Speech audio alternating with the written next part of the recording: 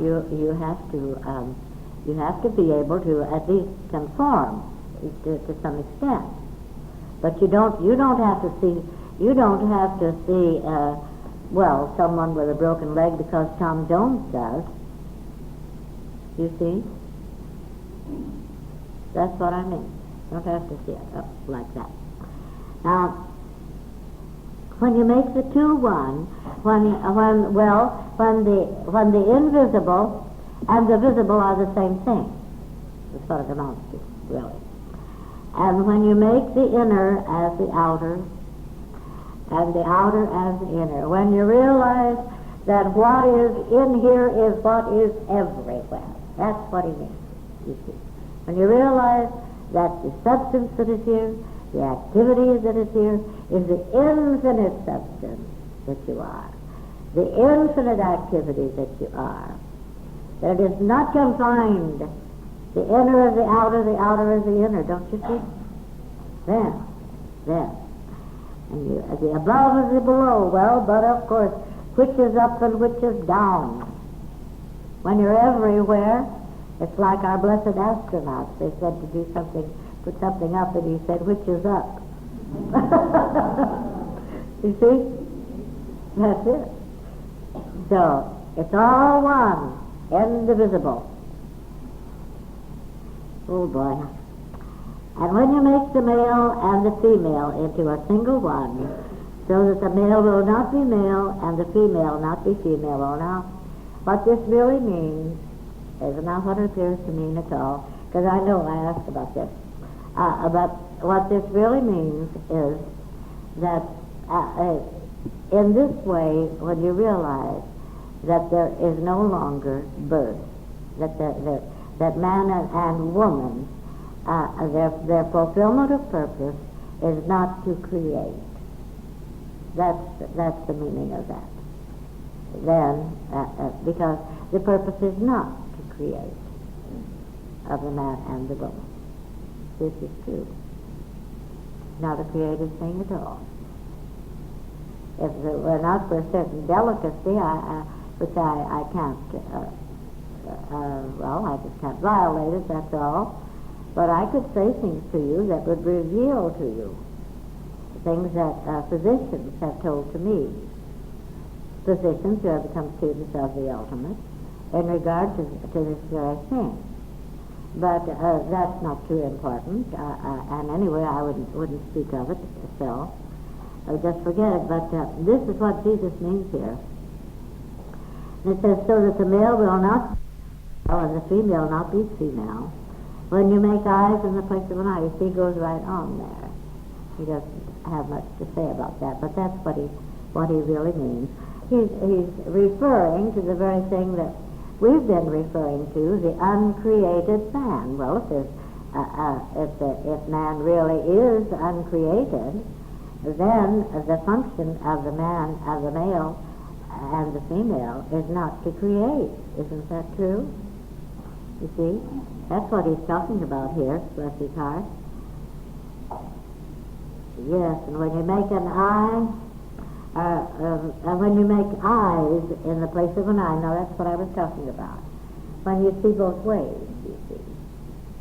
You see, when you see that which looks to be a solidity, when you see that which looks to be dense, when you see that which appears to be dark, and yet you see it as it is, eyes instead of an eye. You see it both ways, but you see it as it is. Is it clear? Oh, yes, right. Good.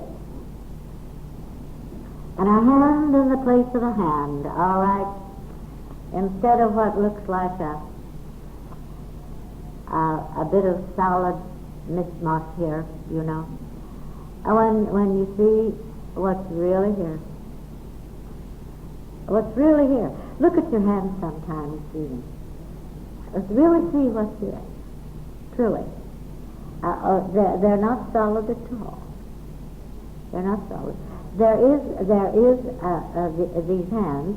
Yes, you can see what looks like a visible hand here, you know, a solid piece of flesh. but it isn't. You can see that, but you can also, there are many, I can't tell you how many, have seen the hands of light, right through this. It seems to be, I was lecturing in, no, not lecturing, giving a class. I was lecturing, but I gave a class in New York this time, and some woman flew up from Florida for the class, and she got so excited in the middle of it, and everything was very, very quiet, and she was sitting about halfway to the end of the hall, and suddenly she jumped up. Why, she said, her hands are golden.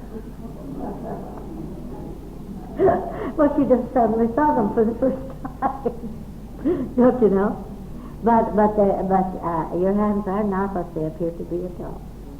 I have a student of there is a student of the ultimate who lives in Vista, who frequently says, well, I see right through, I can see right through my hand, but I see the hand that is light, you see, because the hand is light.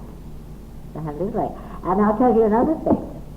You have that sense of hand, and you're never going to have any stiff hands.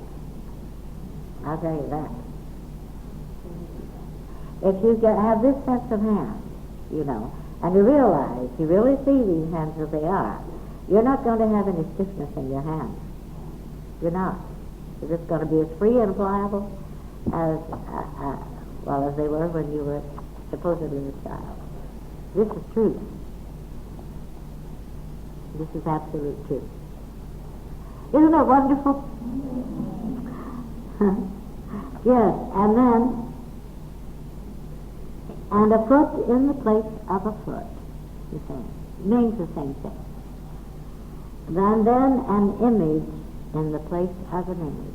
See, the body that is right in the place where this body is, that looks to be solid, unchangeable, and subject to age and sickness and all of this tommyrot, where this seems to be. See the body that is right here, an image instead of an image. Don't you see? And an image that is the body, right in the place, the body that seems to be invisible, that is visible right where this that seems to be a temporary appears to be. All right, then shall ye enter the kingdom. You see? Then shall ye know that ye are in the kingdom of God. Then shall ye know that ye are the kingdom of God. Then shall ye know that ye are the very presence of God Himself.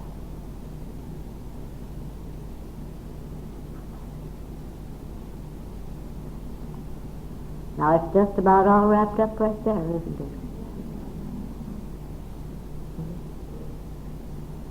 I don't see how anything could be more clear than that, do you? I really don't. And yet you'd be amazed. I have people, letters from people, and they report audibly too. Well, I can't see what you see in that Gospel according to Thomas. It just sounds like orthodoxy to me.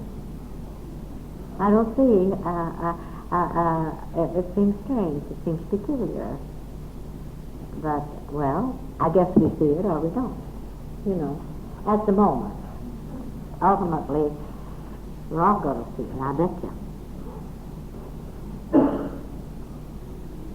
And what we were speaking about yesterday about no condemnation, no matter what anyone seems to be like, that's not our job. It's not for us to condemn, and if we do, we're condemning ourselves, criticizing ourselves.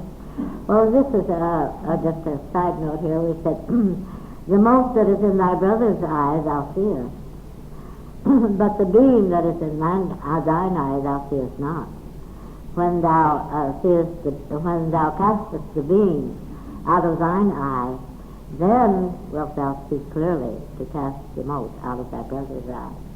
That's the meaning of that. What we were discussing yesterday, you see. So, I just thought I'd bring that in. Now here's where Jesus makes it clear that he deliberately appeared as a body of that looked like matter, looked like flesh, you know. So when he let the invisible, had the invisible, it did appear visibly. Jesus said, I took my stand in the midst of the world and in flesh. Remember that? I took my stand in the midst of the world and in flesh. Appeared to them. See this? I appeared to them.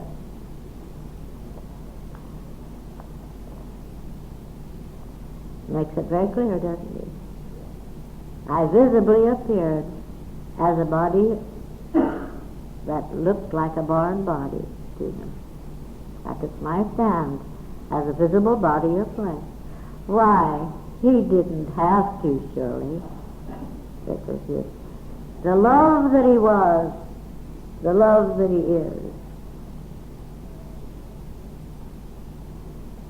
I bet he, well, I shouldn't say that, but I'm sure it would not have been, it would have been much easier for him if he hadn't. You know, making a difference. He loved. That's why, for he is love.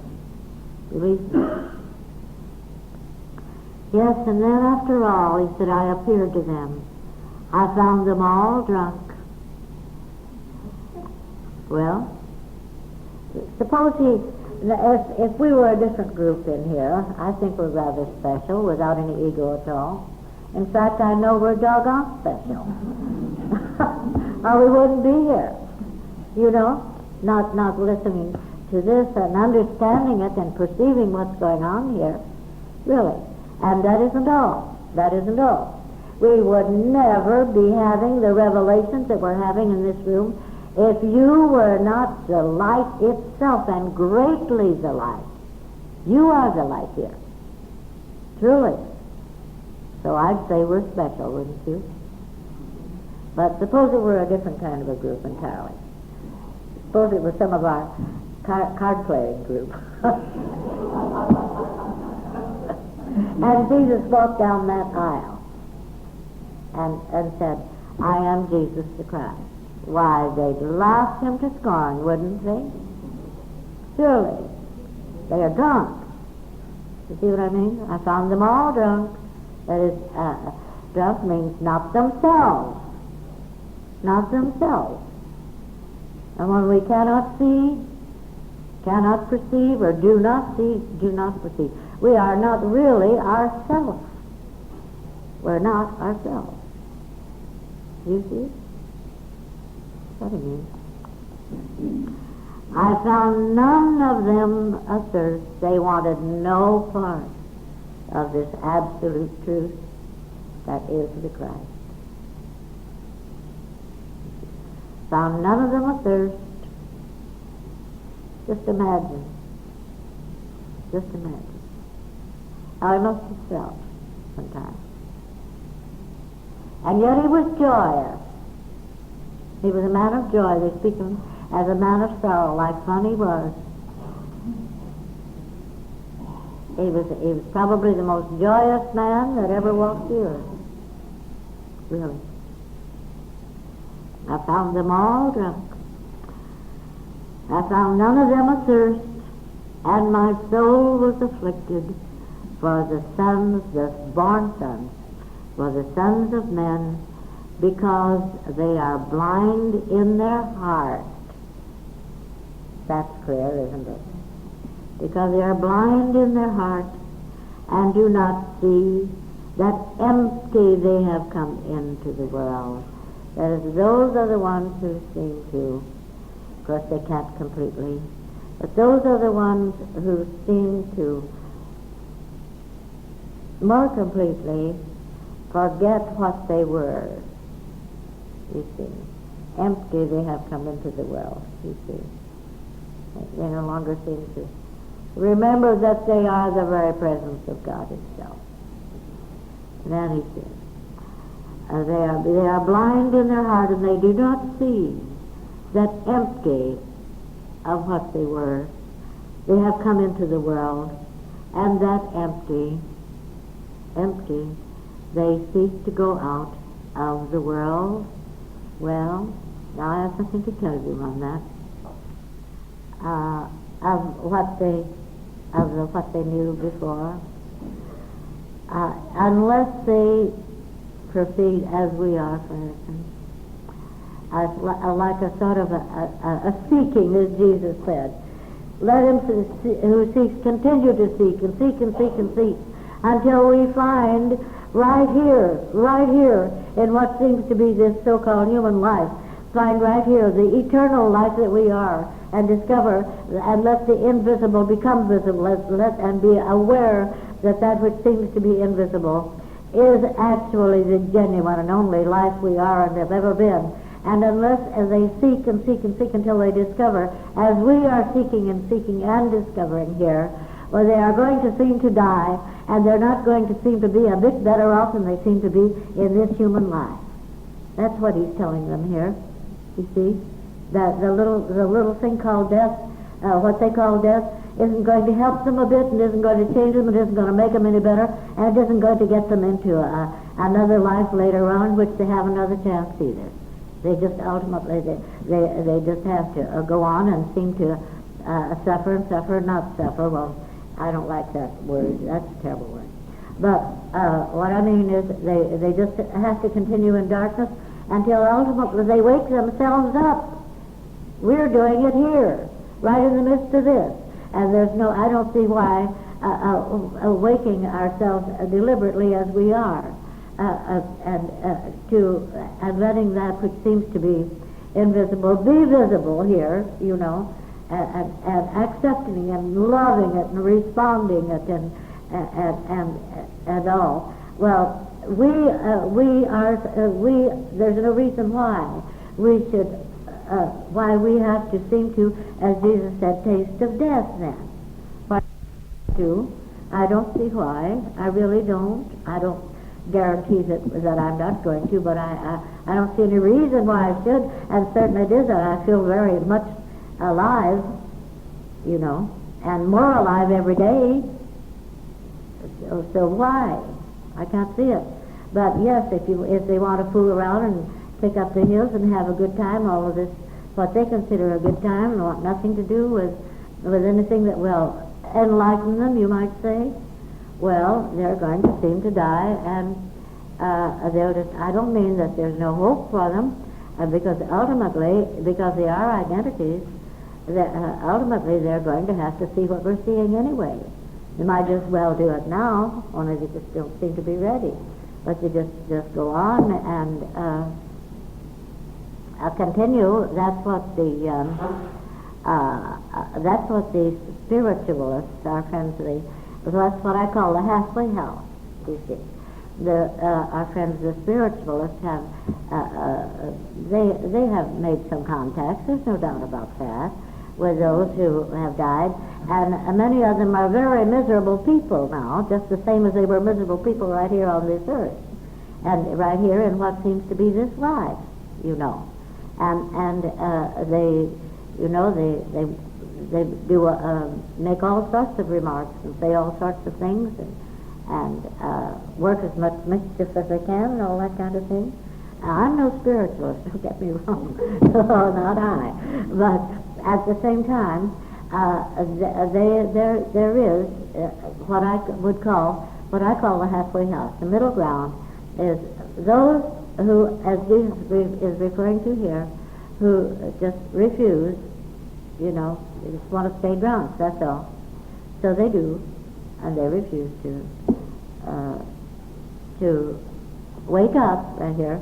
Well, then they just have to go on until they do awaken, and they ultimately do. Everyone, well, but of course, has to. Everyone awakens sooner or later. And then he says,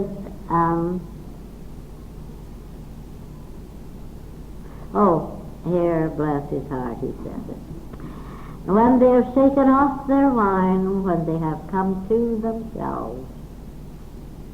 That's what we were just talking about, you see. When they have shaken off their wine, then will they repent. That's what he means. Then will they see, truly see, what they are. Now here, in this next section, Jesus said, if the flesh has come into existence because of the Spirit, it is a marvel.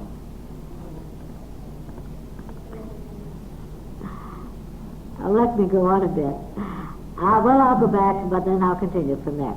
Jesus said, if the flesh has come into existence because of the Spirit, it is a marvel.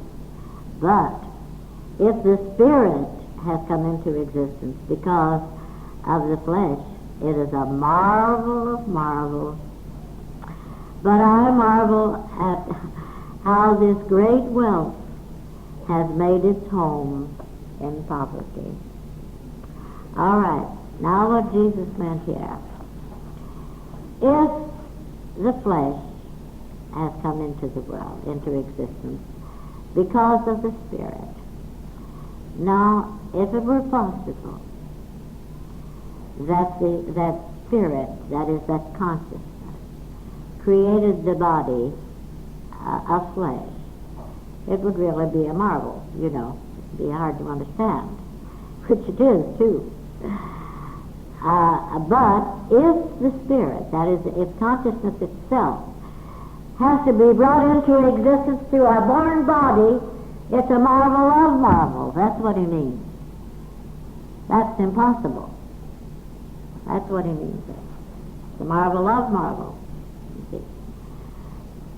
But I marvel that right here and as what seems to be a born body, there is ever-living, eternal consciousness itself. That's what he means.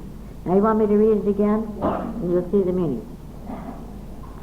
Jesus said, if the flesh has come into existence because of the Spirit, it is a marvel.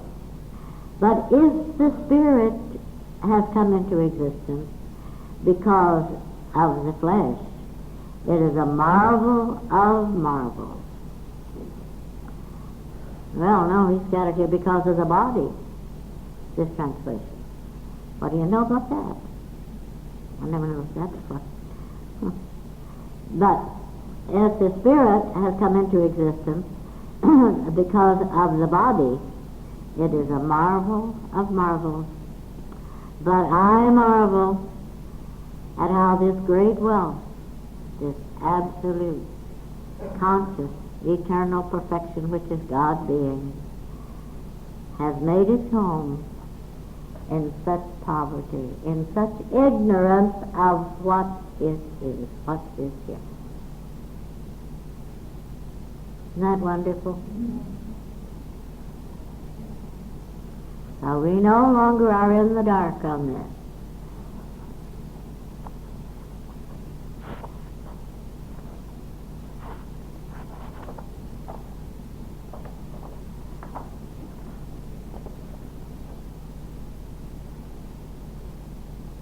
Now here Jesus is speaking about a duality. You know, there are some who claim to be absolute. They speak in absolute terminology in some cases, and then but they speak dually in other cases, you see. And it won't work. I mean, you can't mix the two. It has to be one. It can be either way. One can be completely dual if he wishes, or completely absolute if he wishes, but well, it just won't work all the way. It works, you know, part of the way, the other way. But it won't. If one's going to go all the way as we are going, there can't be any duality in it at all. Not any. It has to be all strict. The absolute. There's nothing dual. Jesus said, "It is impossible for a man to mount 2 horses and to stretch 2 bows, and it is impossible for a servant to serve 2 masters. Either, otherwise he will honor the one and offend the other." But we can't do both. Because one or the other we're going to place more dependence upon one or the other. We're going to honor one or the other more. As for me, well, I can't compromise. It's just all the way. It's all the way one way. I can't. And sometimes it's been said, well, you'd be a whole lot better off if you did speak dually and write dually sometimes. You'd reach more people. And I said, that's not my fulfillment of purpose. Not at all. There are many who are doing a great deal of good, I think, really, dually, in dualism, and that's fine. That's where so many people seem to be. But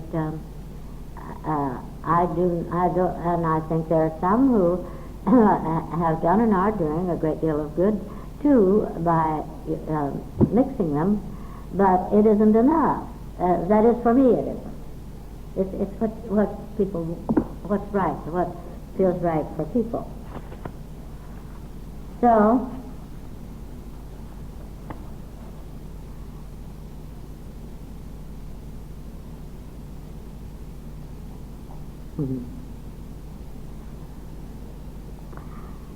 if 2 make peace with each other in this one house, they shall say to this mountain, be moved, and it shall be moved.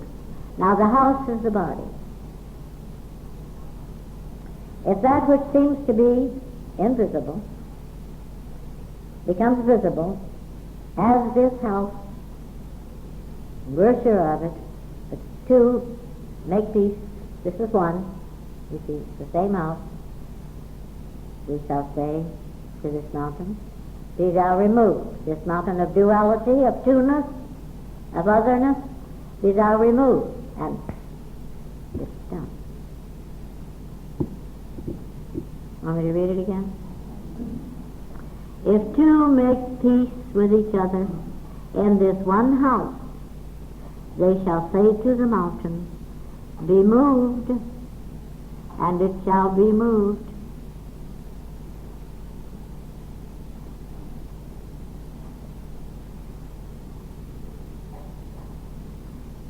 Jesus said, blessed are the solitary and elect, for you shall find the kingdom, because you come from it and you shall go there again. You come from it and you shall go there again.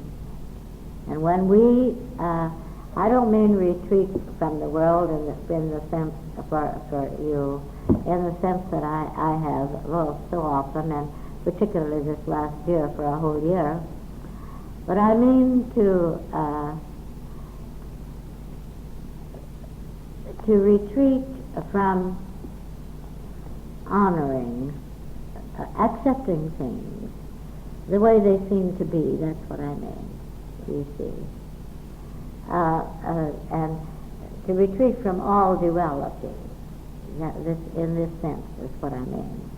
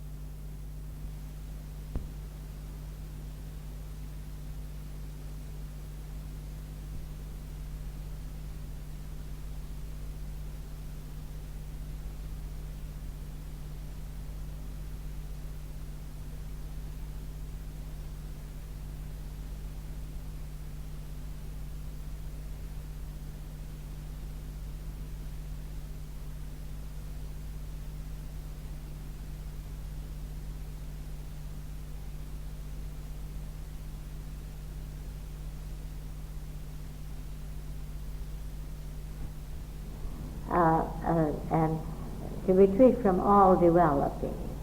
In this sense is what I mean. And it is necessary to take a solitary stand on that, you know. Blessed is he said. Blessed are the solitary and elect, for you shall find the kingdom, because you came from it. Well, you came from it, of course. It's where you were and what you were before birth seemed to overtake you. Nothing happens excepting that you might say, become fully aware of what we knew before and what we were before, and we are what we were before. You see? And when we retreat, when we are, we'll say, in solitude from duality, of course. Why, we're bound to it. If you came from it, you go back to it. You see what I mean? You remember what you were before, and you find that you are what you were before. You see? It's very simple. Blessed are the solitary and elect, for you shall find the kingdom, because you come from it, and you shall go there again. Is that clear?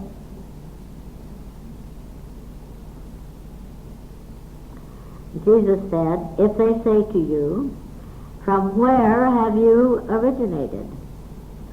Say to them, we come from the light.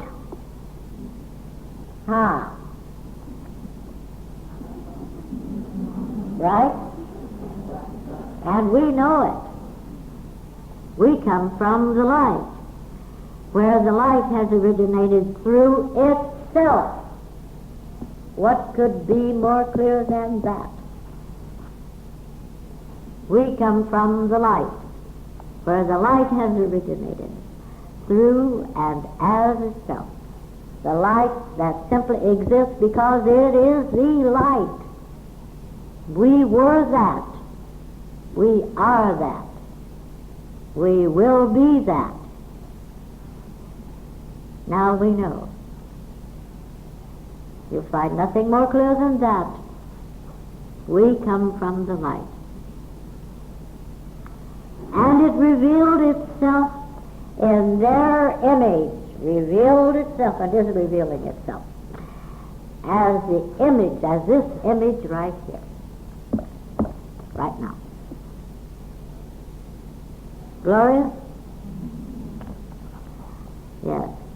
If they say to you, from where have you originated? Say to them, we have come from the light, where the light has originated through itself, and it revealed itself in their image.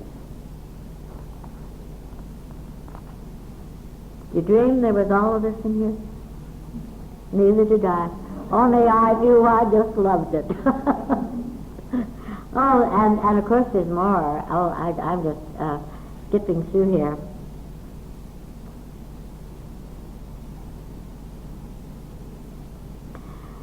When will the repose of the dead come about? And when will the new world come? He said to them, what you expect has come. The new world is already here. What you expect to come is already here. Huh? Yes, what you expect has come, but you know it not, he says. You're not aware of it. You don't seem to be aware of it.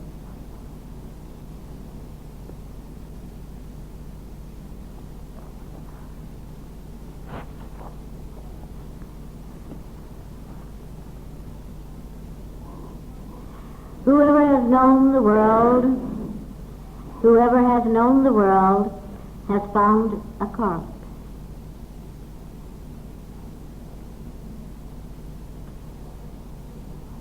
That's right. But whoever has found a corpse, of him the world is not worthy. Well, now what does he mean here? God bless him.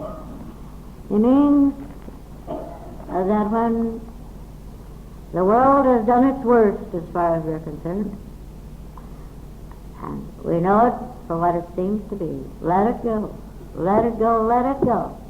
We found that it is a corpse. We found that it is an empty nothingness, just an empty nothingness as it appears to be this evening. And once we discover that it has nothing to do with us at all, not a thing to do with us, this world of appearance, then we are complete freedom, then we are completely free. This is the only way, truly.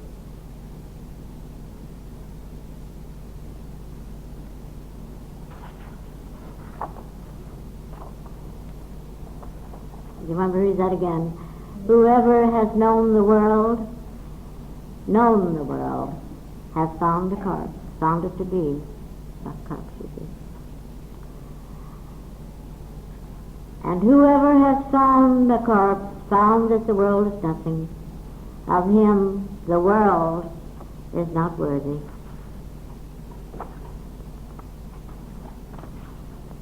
That's plain enough, isn't it?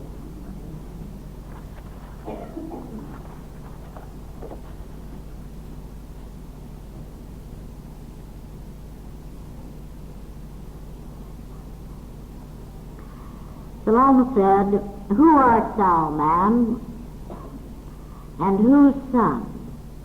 Thou didst take thy place upon my bench and eat from my table. Jesus said to her, I am he who is the same, capital S. That's great. I am he who is the same. To me was given the things of the Father. Now this same means one, absolute one. The same, one, absolute one. The same infinitude that is God. I am he who is the same. To me was given the things of the Father.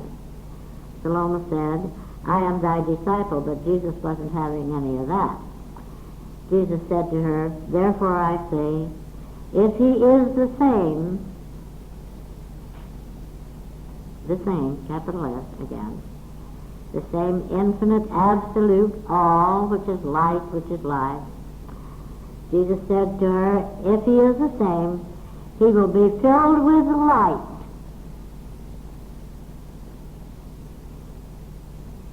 Filled with light. But if he is divided, dual, two-ness, if he is divided, he will be filled with darkness, ignorant of what he is. And the seeming ignorance will continue, believe me, until he deliberately wakes himself up, as we are doing. You can see this, can't you? Yes.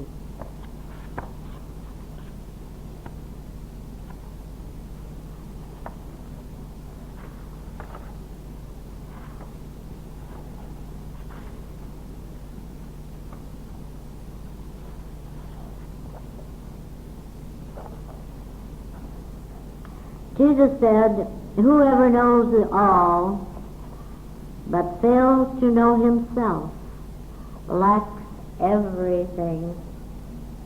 No matter how much we know or imagine we know, unless we know this God self, we don't know anything. He says it here. Whoever knows the all,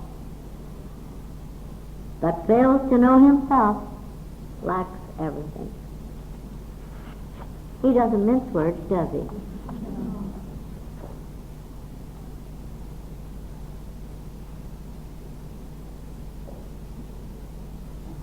Jesus said, blessed are you when you are hated and persecuted, and no place will be found there where you have been persecuted. Well, you know what happened? I'm going to tell you what happened. No matter how much you may seem to have suffered,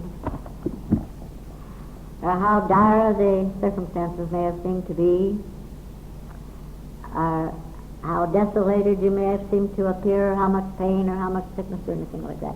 Makes no difference. No place is found here. It's as though it's that. It's fluff. It's fooey. It's nothing. You see? It doesn't mean a thing. No place here. It never touched you. You realize that. It never reached you. It never happened. All the while, well, it seemed that all of these terrible things were going on, and you were literally being torn in shreds. All this while, what was taking place was this glorious light that you, in your seeming ignorance, seemed to be trying to make shine, was shining all the while. And it was insisting on saying, get out of my way. Let me shine here. This is what it was all the while. And these other fitting little things that seemed so terrible at the time, they're nothing. Nothing. Truly. Oh, no one could have told me that. You know. Boy, I sure thought I was having an awful time. You know. But it was nothing. Just absolutely nothing. This is the thing. No place. No place. Now listen to this. Blessed are you when you are hated and persecuted, and no place will be found there, right here, there is here. No place will be found there when you see through the whole thing where you have been persecuted. See? All washed away like that in a blaze of gratitude, humility, joy, love, peace. What more could you ask?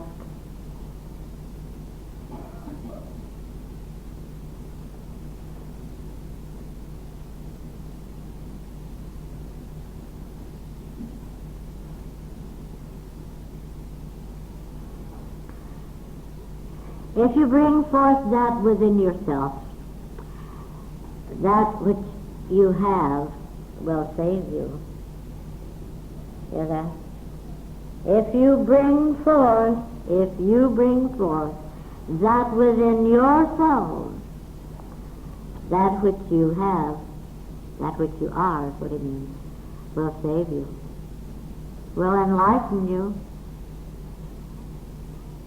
will be the life that you are because it is. But if you do not have that within yourselves, if you don't realize this is what you are, that which you do not have within you will kill you. It will seem to. It'll seem that you're going to have to die someday, whether you want to or not. If you bring forth that within yourselves, that which you have will save you. If you do not have that within yourselves, that which you do not have within will kill you. Now, of course, each and every one of us does have within and as himself the whole of the thing. But it's a matter of, are we ready to admit it, to honor it, to go all the way with it, or do we have to fiddle around here a while yet?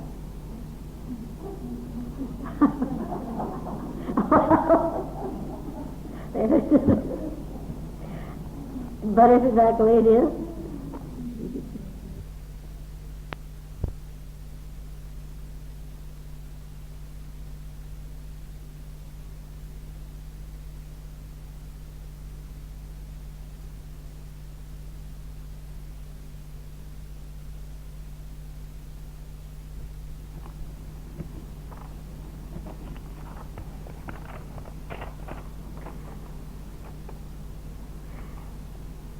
Well, you know, this first question is, please explain further identity as rhythmic tempo, life made visible. Well, that's a good question, and I'm glad it came up, because there is a possibility that there are some of you who are not thoroughly acquainted with our how this approach to this whole thing came about. And I would say, well, of course, the first book of, well, I'll say class notes that we had, in which we began our seeing, definitely and almost entirely, that is, in the approach, from the universal standpoint, was 3 essential steps. And that was in, I think, 1959. Well, then we've gone from there, but that was the beginning of our universal approach to this. Although we had seen it before, you find some of it in the Ultimates, you find some of it in, even I believe, in that little booklet, Just Be Yourself. But it's gone on from there, and then, of course, in 1966, in that first section there, we, for those of you who are not fully acquainted with this, we did realize, we compared, I would say our approach was from the standpoint of an eddy in the river. And then we compared, we realized that the water of the river simply flowed along and reached a certain point and circulated, circled, and then went on. And it was always fresh water, but it was always the same water. Now, and then we went from that to considering not just an eddy on, you might say, the top of the water, but considering this, these, incidentally, the astrophysicists know this to be true. They know this to be true. I mean, even from their standpoint, they don't call it what we do. They call it energy, but they know it to be true just the same.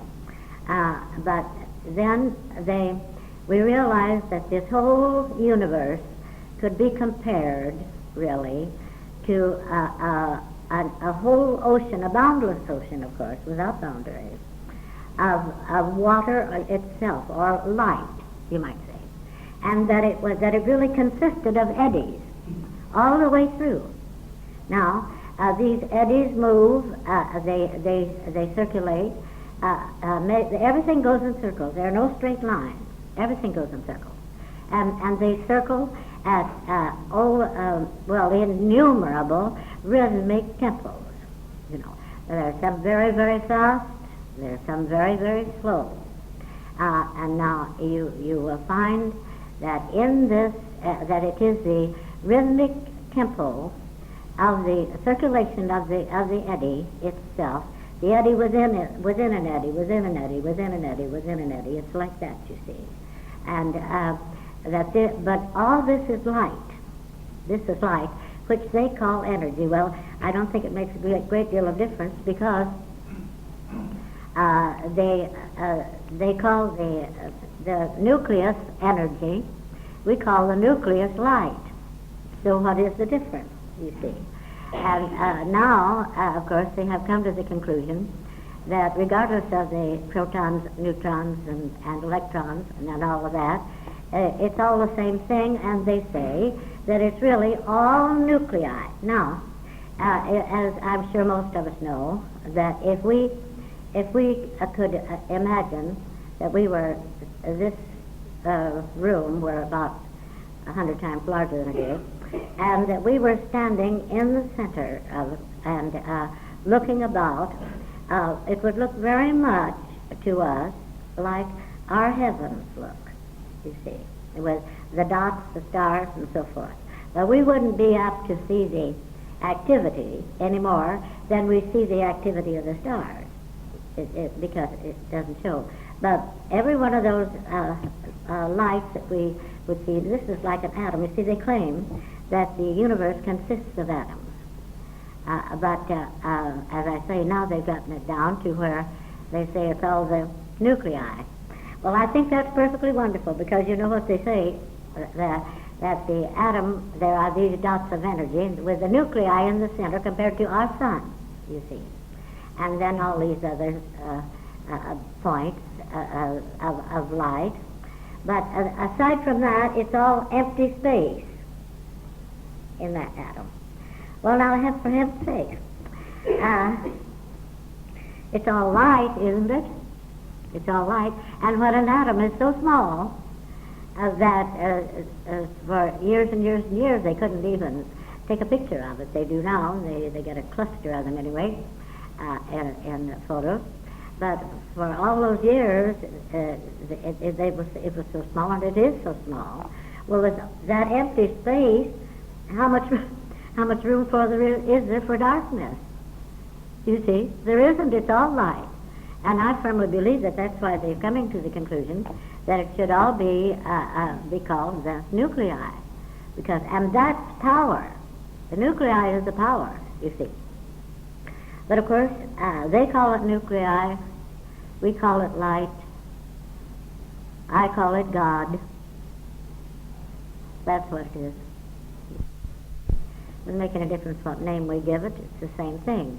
Now, there within, if you could imagine, that within, take the outer circle that you can imagine, and you see that moving at a rather slow, it's as though it were a tremendous eddy of light, you see. See it moving at a certain rhythmic tempo, and then within that another, and another, and another, and another, and the whole universe consisting of these eddies, each one moving at its own rhythmic tempo. And it is the rhythmic tempo of the circumference of the eddy that makes the form of the eddy.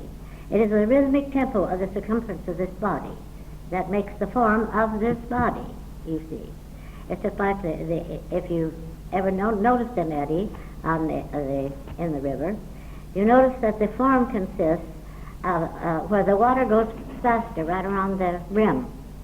It foams around. Have you seen that? You see? Well, that's what makes the form of the eddy then, isn't it? You see? Well, that's the way it is with this body. I don't like to go into this too much scientifically because we don't want to get away from the spirit of the whole thing, of course, which is a God. If we do that, then we're going to, well, if we get away from God, we've gotten away from everything, you see. But no matter what we name it, as I say, it's still God. It makes no difference. But it is, that's why you see there's nothing that keeps the universal activity out of this body. And there's nothing that confines the universal activity in this body. That's why it's so utterly ridiculous to imagine that life is born into this body and is just stuck here until it goes out of this body. Life is not born into this body. It is not. Consciousness is not born into this body at all. Consciousness was, life was, consciousness is, life is, and that's it.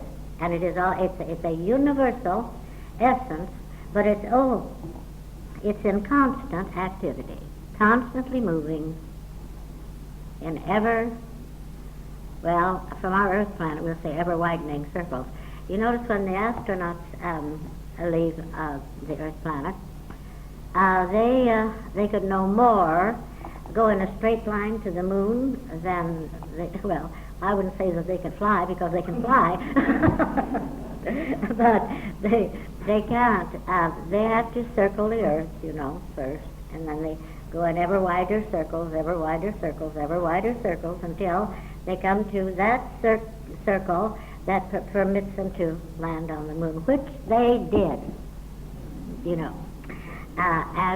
so it is everything. That's the way everything moves. Well, you can compare those circles to the movement of the entire universe. But now, don't mistake me. I don't mean that this body is just an immovable blob stuck here, consisting of a certain kind of something or other, and that this movement enters it, but it just stays static, just like that, nothing of the kind. This body is intensely active. Everything in and as this body is intensely active, and each one is an eddy. Each little atom is an eddy. Each nuclei is an eddy. Each, we won't talk about organs, but each. Better not, had we?